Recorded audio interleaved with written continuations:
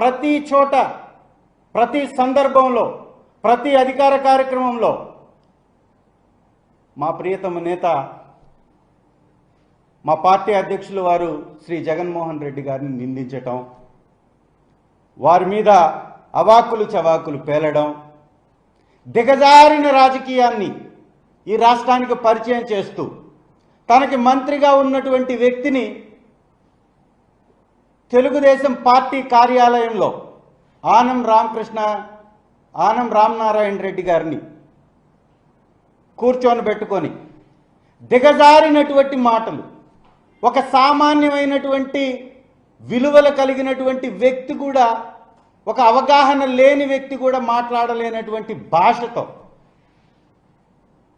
ఈ పార్టీలో ఉండి, ఈ పార్టీలో పదవులు అనుభవించి, ఈ పార్టీ ద్వారా ఎదిగి దివంగత మహానేత రాజశేఖర రెడ్డి గారి పుణ్యమని రాజకీయాల్లో ఎదిగి ఇవాళ వారి బిడ్డపై విచక్షణ లేకుండా మాట్లాడినటువంటి ఆ మంత్రి గారి వ్యాఖ్యలే చంద్రబాబు గారి దిగజారుడు రాజకీయానికి అద్దం పడుతున్నాయి. ఇంతకంటే దిగజారగలుగుతారా అని ప్రతిసారి ఆలోచించినటువంటి, ఎప్పుడైనా కానీ లేదు నేను ఇంకా దిగజారగలుగుతాను అని చంద్రబాబు నాయుడు గారు నిరూపిస్తూనే ఉంటారు. ఎస్, దళితులకు అవమానం జరుగుతుంది ఈ రాష్ట్రంలో. దళితుల్ని రోడ్డు మీద పడవేసి కొడుతున్నారు. ఎవడిచ్చాడు మీకు ఆ హక్కు? ఒక రాజ్యాంగం ఉంది. ఆ రాజ్యాంగంలో శిక్షలు వేసేటటువంటి అధికారాలు న్యాయస్థానానికి ఇచ్చారు. ఎవరైనా తప్పు చేస్తుంటే కేసు పెట్టి కోర్టులో సబ్మిట్ చేసి కోర్టు ఇచ్చినటువంటి ఆ తీర్పును బట్టి శిక్షలు వేయాల. మీకెవరిచ్చారు? ఒక దళితుడు అంటే అంత లెక్కలేని తనమా?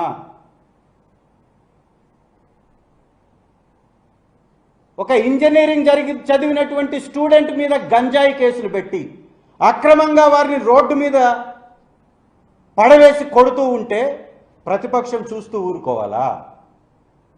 మరి 24 కేసులున్న చంద్రబాబు నాయుడు గారిని ఇదే శిక్ష వేసి రోడ్డు మీద ఎందుకు కొట్టకూడదు అని అడిగినటువంటి ప్రశ్నకి సమాధానం ఇంత దిగజారి ఆనం రామనారాయణ రెడ్డి గారు మాట్లాడడం అంటే సిగ్గనిపించట్లేదా మీకు?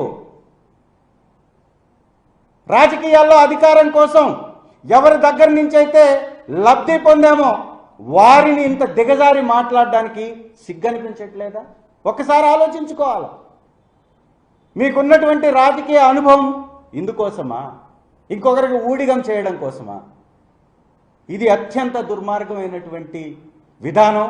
దీన్ని వారు మార్చుకోవాలా. ఒక మంచి స్థాయిలో ప్రభుత్వంలో ఉన్నటువంటి వారు హుందాగా ప్రవర్తించాలి. ఎస్, నేను అడుగుతున్నా, ఈ రాష్ట్రంలో గంజాయి వ్యాపారం చేస్తుంది తెలుగుదేశం నాయకులు అని చాలా స్పష్టంగా మీ క్యాబినెట్లో గతంలో ఉన్నటువంటి పని చేసినటువంటి వారే మాట్లాడారు. గంటా శ్రీనివాసరావు గారైతే ఏకంగా టన్నులు వ్యాపారం జరుగుతుంది మీ ప్రభుత్వంలోనే, మీ ప్రభుత్వంలో చెప్పారు, ఇప్పుడు మాట్లాడుతున్నారు. మరి శిక్ష వేస్తే ఎవరికేయాలి? మీ నాయకులకు కాదా? మీ అధికారులకు కాదా? మీ ఆధ్వర్యంలో పనిచేస్తున్నటువంటి అధికారులకు కాదా? ఈ గంజాయి బజార్లో దొరుకుతుంది అంటే అది మీ తప్పు కాదా? మీ పొరపాటు కాదా? మరి ఇదే శిక్ష రోడ్డు మీద కొట్టవలసింది మిమ్మల్ని కాదా అని అడుగుతున్నాను. ఈ తప్పుకు కారణమైనటువంటి వ్యవస్థల్లో పనిచేస్తున్నటువంటి అధికారులు, రాజకీయ నాయకులు కాదా అని అడుగుతున్నాను. తల్లి హోంమంత్రి గారు కూడా వచ్చేస్తారు. ఆవిడ పాపం హోంమంత్రి రాష్ట్రానికి అనేది మర్చిపోయి తెలుగుదేశం అధికార ప్రతినిధిలాగా మాట్లాడుతూ ఉంటారు. అమ్మా, కులాన్ని అడ్డం పెట్టుకొని లేదా మీకు కుల సమీకరణాల్లో భాగంగానే మీకు ఆ పోస్ట్ వచ్చింది తల్లి. కులాన్ని అమ్మివేయకండి, కులాన్ని దిగజార్చకండి, కులాన్ని తక్కువ చేసి మాట్లాడకండి. మీరు ఈరోజు ఆ పదవిని పొందారంటే బాబాసాహెబ్ అంబేద్కర్ గారు రాసినటువంటి రాజ్యాంగం వారిచ్చిన హక్కుల ద్వారా పొందారు. మీరు ఇవాళ దళితుల్ని కొడితే ఏమాత్రం బాధ లేకుండా, ఒక విద్యార్థి, ఈ రాష్ట్ర భవిష్యత్తు అయినటువంటి విద్యార్థుల్ని రోడ్డు మీద పడవేసి కొడితే చింత లేకుండా కేర్లెస్గా మాట్లాడతారు, శిక్షలు వేస్తారని చెప్పేసి మాట్లాడుతున్నారు. నేను అడుగుతున్నా, తెలుగుదేశం పార్టీలో ఉన్నటువంటి అనేక మంది మీద కేసులున్నాయి, మీకున్న దమ్ము ధైర్యం వారిని కూడా ఇదే విధంగా రోడ్డు మీద తీసుకొచ్చి నడి రోడ్డు మీద కొట్టే దమ్ము ధైర్యం హోంమంత్రి గారికి ఉందా అని నేను అడుగుతున్నా. ఏం మాట్లాడుతున్నారు మీరు విచక్షణ లేకుండా? ఈ రాష్ట్రంలో చిన్నపిల్లల మీద మానభంగాలు జరుగుతుంటే పట్టించుకోరు. మచ్చుమరిలో జరిగినటువంటి ఘటనకు సంబంధించిన నిందితులు, ఆ బాలిక మృతదేహం ఈరోజు వరకు కనిపెట్టలేని అసమర్థులు మీరు. ఇవాళ గతంలో మంత్రిగా పనిచేసినటువంటి మీ పరిటాల వారి ఇలాకాలో దళిత బాలికపై నెలల కొద్దీ అత్యాచారం చేసి ఆవిడ్ని రామగిరి మండలం ఏడుగుర్రాలపల్లిలో గర్భం దాల్చినటువంటి విషయం ఇది మీ కళ్ళకి కనపడట్లేదా? చిన్న చిన్న బిడ్డల మీద అఘాయిత్యాలు జరుగుతుంటే మీకు వినపడట్లేదా, కనపడట్లేదా? అసలు ఈ రాష్ట్రంలో లా అండ్ ఆర్డర్ ఉందా? పోలీస్ వారిని ప్రైవేట్ సైన్యంగా మార్చి మీ పార్టీకి అనుకూలంగా మీ విధానాలని ప్రజలపై రుద్దే దానిలో భాగంగా వాడుతుంది, నిజం కాదా అని నేను అడుగుతున్నా. ఇందుకోసమా మీకు ఇచ్చింది ఈ పదవి? మిమ్మల్ని అడ్డం పెట్టుకొని వారి ఇష్టం వచ్చినట్టు చేసుకుంటూ పోతుంటే మీరు సమర్థిస్తారా? కొంచెమన్నా బాధ్యతతో వ్యవహరించాలని నేను మనవి చేస్తున్నా. ఒకటా రెండా? దాదాపు 700 పైన వైఎస్ఆర్ కాంగ్రెస్ పార్టీ నాయకుల మీద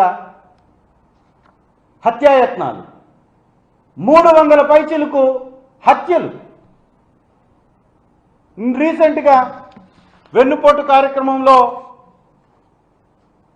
పార్టిసిపేట్ చేసినటువంటి కర్నూలు జిల్లా ఓర్వకల్లు మండలంలో రమేష్ నాయుడు మీద జరిగినటువంటి దాడి.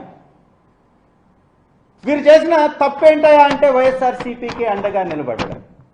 మాజీ ఎంపీటీసీ అయినటువంటి రమేష్ నాయుడిని మినరల్ వాటర్కి వెళ్ళి వస్తుంటే దారి అడ్డగించి విచక్షణ లేకుండా కత్తులతో నరికి బండరాయితోటి తల మీద మోది చంపేసినటువంటి ఘటన. ఇది అధికార ప్రభుత్వానికి కనపడదు. వీరి ఆక్రందనలు, వీరి కుటుంబం యొక్క బాధలు వినపడవు. అలాగే ఎవరైతే వైఎస్ఆర్ కాంగ్రెస్ పార్టీకి అండగా ఉంటారో వారి మీద వేల సంఖ్యలో కేసులు, వారిని వివిధ పోలీస్ స్టేషన్లో కేసులు పెట్టించేసి రాష్ట్ర వ్యాప్తంగా తిప్పటం. ఈ రాష్ట్రంలో తప్పు చేసినటువంటి వాడికేమో శిక్ష పడదు, వైఎస్ఆర్ కాంగ్రెస్ పార్టీ జెండా మోసేటటువంటి వ్యక్తికి, ప్రజల తరఫున పోరాడేటటువంటి వ్యక్తులకు మాత్రం 100 కేసులు. అదేమన్నంటే ఎస్ఐలు, సిఐలు కూడా మంత్రుల మీదకి పళ్ళు కొరుకుతూ పైకి వచ్చేటటువంటి పరిస్థితి. ఎవడిచ్చాడు మీకు ఇంత అహంకారం? ఎందుకింత అహంకారం? ప్రజలు మీకు ఇచ్చింది అవకాశాన్ని ప్రజలకు ఉపయోగపడమని.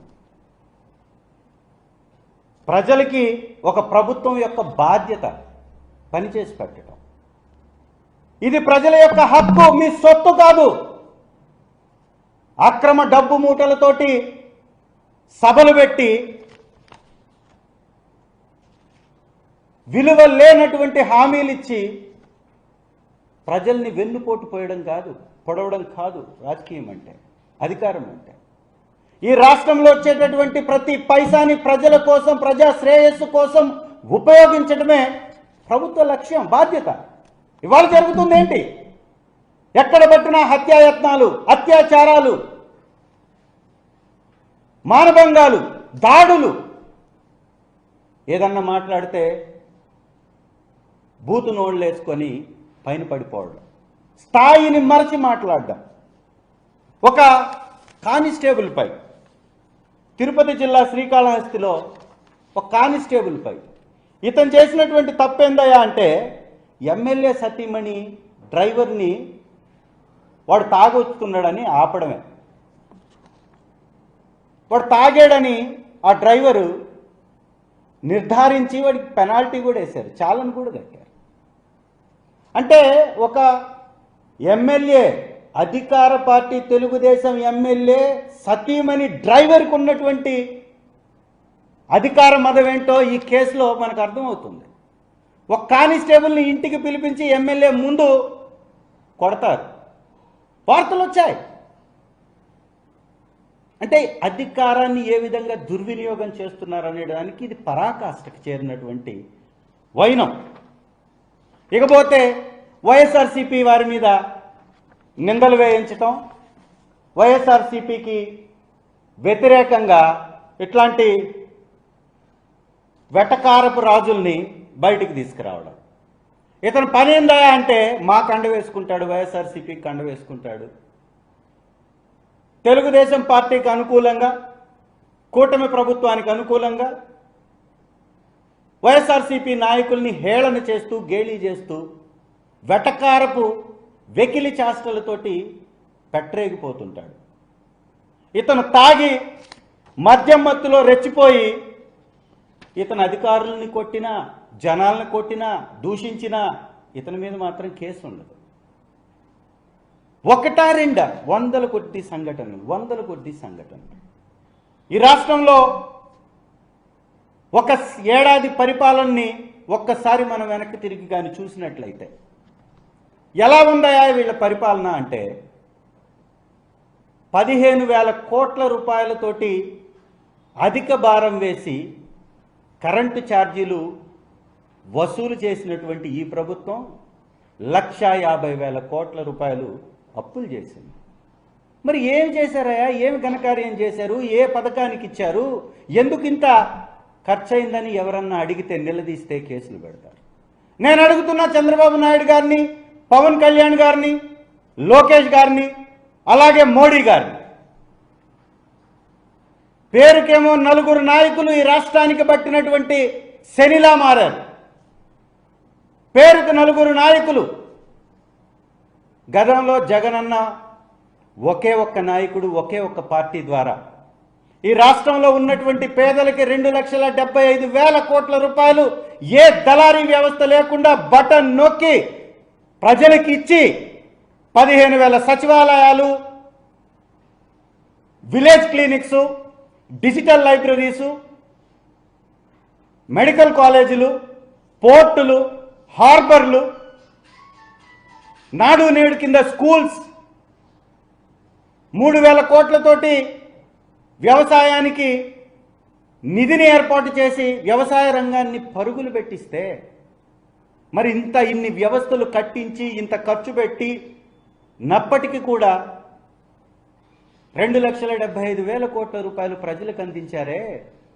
అంటే ఒక సంవత్సరానికి 5 సంవత్సరాల్లో 2 సంవత్సరాలు కరోనా తీసేస్తే 3 సంవత్సరాల్లో వచ్చినటువంటి ఖజానాతోటే దాదాపు 2,75,000 కోట్ల రూపాయలు ప్రజలకు అందించి,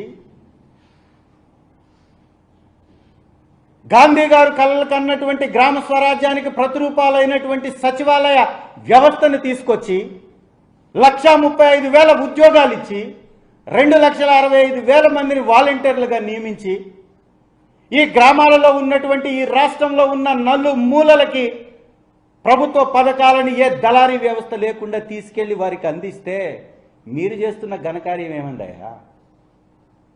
పేరుకు 40 సంవత్సరాల రాజకీయ చరిత్రను చెప్పుకుంటే